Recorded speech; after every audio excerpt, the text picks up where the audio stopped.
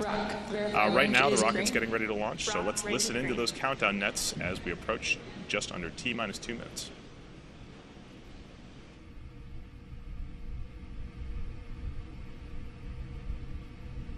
Falcon 9 is on internal power.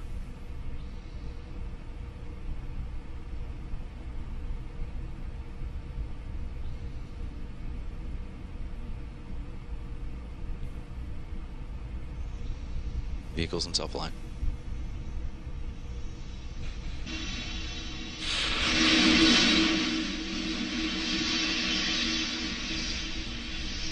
Gas loads are closed down.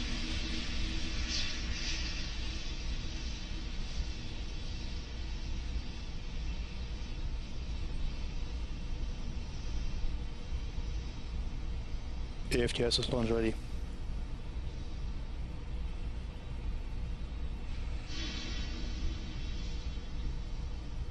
Falcon 9 is in startup.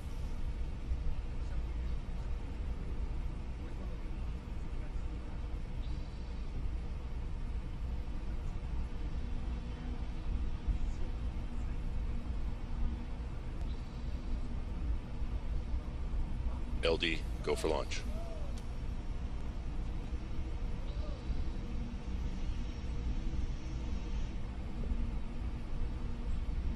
T-minus 30.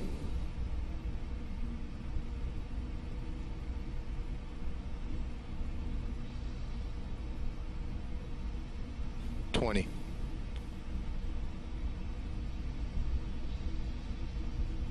15.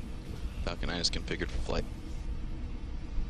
10, 9, 8, 7, 6, 5, 4, 3, 2, 1. Liftoff.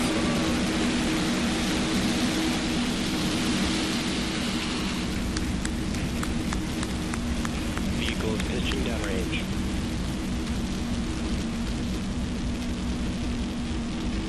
Stage 1 propulsion is nominal.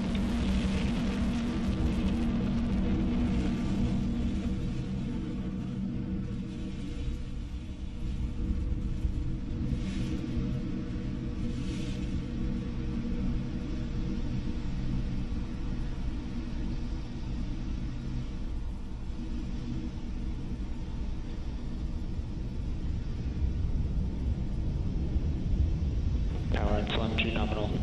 For those of you just joining us, you are watching the Falcon 9 as it descends through the atmosphere, carrying the POTH satellite to a polar sun-synchronous orbit. Right now, the rocket is approaching what we call max Q. This is the point at which the aerodynamic forces in the rocket are at the greatest.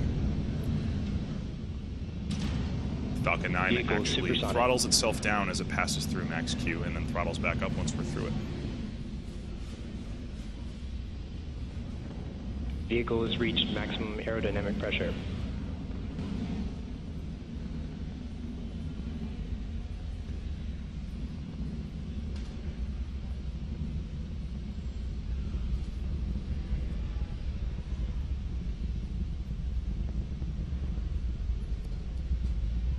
We just passed through our maximum aerodynamic pressure, max Q. That Falcon 9 rocket is now throttling back up to full speed as it ascends through the atmosphere.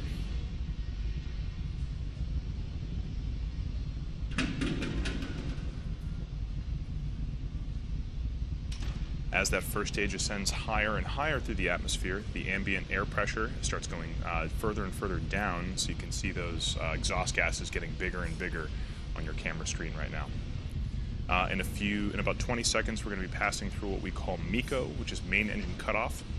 That's when that first stage is going to complete its burn. Shortly after that, we'll have stage separation, and then second engine start, SES-1. Let's watch that happen now.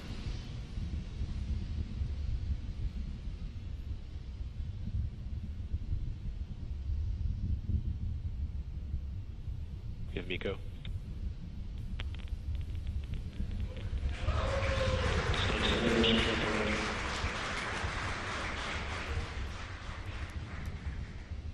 You just saw it on your screen. That was a good MECO, main engine cutoff, a good separation of that first stage, and then what appears to be a successful second engine start 1. Stand by for fairing deploy. Bearing 7. And you just saw it on your screen. That was a successful fairing deploy. You can see the fairing falling down below the second stage on your screen right now. SpaceX will be attempting to recover this fairing today.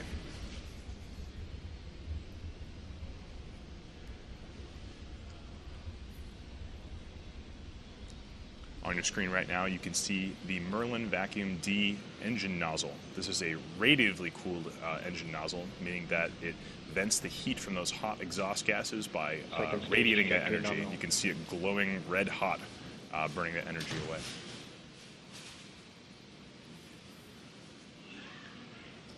For those of you down in Southern California, you might get a good glimpse of those exhaust gases as the second stage accelerates.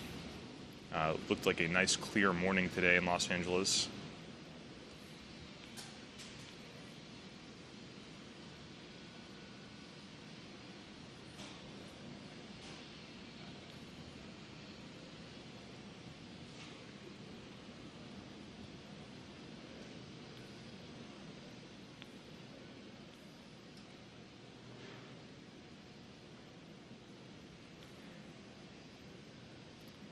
As the second stage ascends higher and higher into orbit, let's talk a little bit about exactly what orbit we're going to today. This is a low Earth orbit polar sun-synchronous orbit. Low Earth orbit refers to the height of the orbit above the Earth, so things such as the International Space Station are also in low Earth orbit, but they orbit more along the equator, which is what's called a low inclination orbit. A polar orbit circles vertically about the Earth with respect to its poles, so that it passes over the north and the south poles. This is the orbit we're going to today. Certain types of polar orbits, like this one, a sun-synchronous orbit, keeps the orbit's plane directly in line with the sun. This allows any satellite that's in a sun-synchronous orbit to see all points of the Earth from exactly the same lighting conditions as illuminated by the sun. This is extremely useful for imaging applications, which would be the POTH spacecraft's primary intended purpose.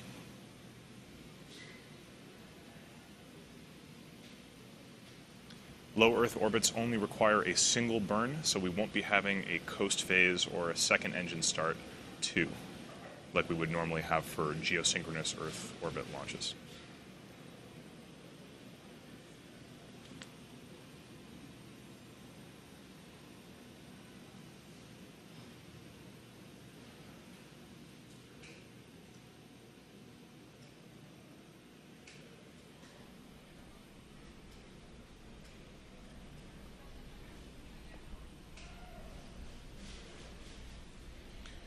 For those of you just joining us, we did have a successful liftoff of the Falcon 9 rocket at exactly 6:17 a.m. Pacific time from Space Launch Complex 4 in Vandenberg Air Force Base. Shortly after that, the first stage completed its job and separated from that second stage. We're currently watching the second stage as it continues its first burn, its only burn today, and accelerating that POTH spacecraft to a low Earth orbit. The next major event is going to be at about T plus 8 minutes and 58 seconds. That's when that second engine cutoff is going to happen, also known as SECO. Right now you can see the curvature of the Earth just behind that Merlin Vacuum D engine nozzle.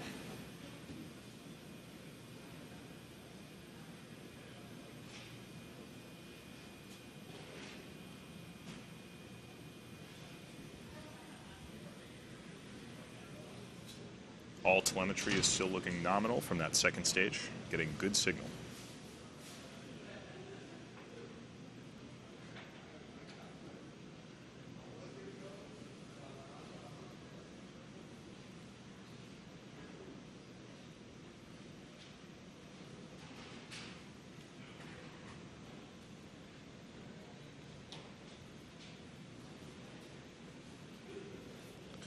As we burn fuel in that second stage, the second stage actually gets lighter and lighter, but the engine thrust remains the same.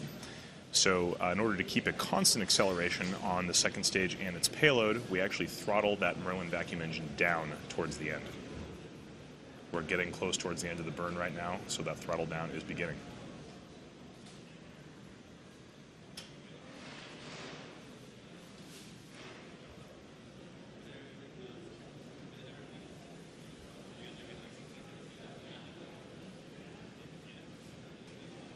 Coming up next in about 40 seconds is going to be SECO, second engine cutoff. That second stage Merlin vacuum engine is going to shut off, having completed its primary burn. And then a minute after that, or 2 minutes after that, we're going to have payload separation. So stand by for SECO in about 20 or 30 seconds from now.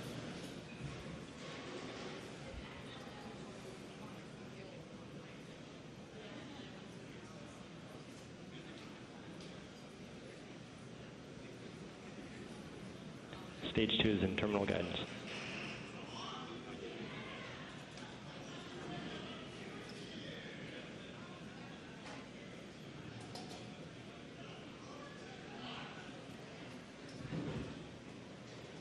And Stage the two. ATS is safe.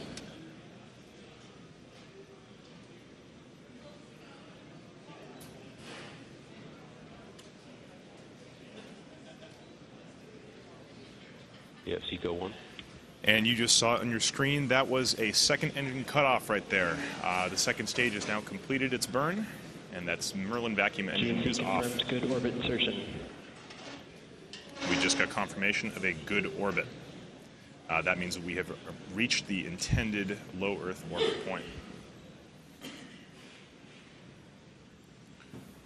Right now, the primary payload, that POTH spacecraft, is still attached to the top of the second stage by way of a payload adapter fitting. It has some locks and some springs. In about 1 minute and 30 seconds from now, those locks are going to release, and the springs will give the POTH satellite a gentle push away from the top of the second stage so that it can begin its own journey into low Earth orbit.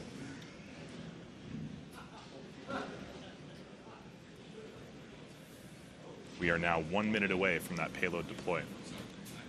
Like we were saying earlier, we're going to be having or hopefully we'll have a view from the top of the second stage looking at the POTH satellite as it deploys. You may see on the sides of the spacecraft, you're going to see 2 extra things. Those will be the SpaceX demo satellites. We'd love to give you footage of those deploying too, but unfortunately, the second stage will be passing out of ground station coverage before those satellites deploy. So we're just going to be covering that primary payload POTH satellite deployment.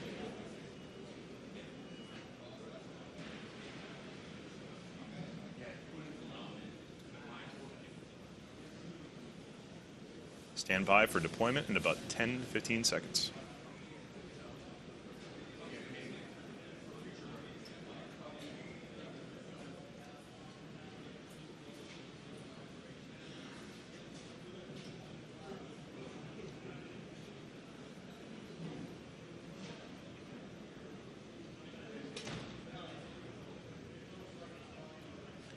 And there you can see it. That looks like a successful separation of the payload of the POTH satellite.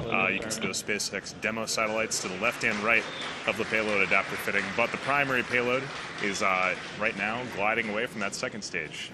Soon it will unfurl its own solar panels and start communicating with the ground teams. So right now, this is going to bring an end to our webcast coverage. For those of you who just joined us, we had a successful launch from Space Launch Complex 4, successful stage separation and a good second engine burn, and then finally, just now, a good separation of that POTH satellite. I'd like to thank the customer POTH and ISDASAT for allowing us to launch their payload to low Earth orbit today. I'd like to thank the Air Force and the Range and the FAA for their support of today's launch, and of course, you, the viewers, for waking up bright and early on this Thursday morning to watch the Falcon 9 launch. Unfortunately, we can't bring you coverage of those SpaceX demo satellites. We don't have ground station coverage to show you, but you can follow us on social media for updates on the demo sats and their mission. If you'd like to come work for us, please check out spacex.com/careers. Yet again, thanks for letting us share this Falcon 9 launch with you, and have a great rest of your day.